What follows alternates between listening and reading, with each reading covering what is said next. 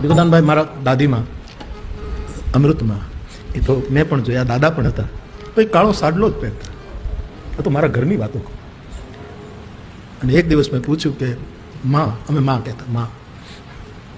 મારા બા સાવિત્રીમાં એવું હતા. મેં બાળક સ્વભાવમાં પૂછ્યું કે માં, આમ બધા આવા સારા સાડલા પહેરે ને, માં તમે કેમ કાળો પહેરો? તો રડી પડ્યા. મને કે બેટા, આ કૃષ્ણની યાદમાં પહેરેલો સાડલો.